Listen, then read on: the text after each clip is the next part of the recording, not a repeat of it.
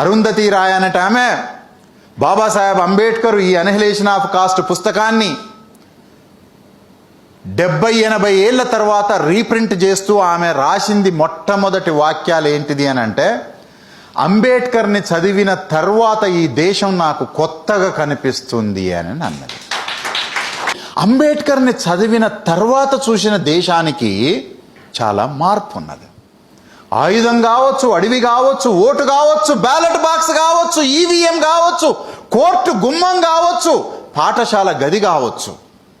ఈ దేశంలో సమూలంగా వ్యవస్థని మార్చగలిగేటటువంటి అత్యంత శక్తివంతమైనటువంటి ఆయుధము అంబేద్కరిజము.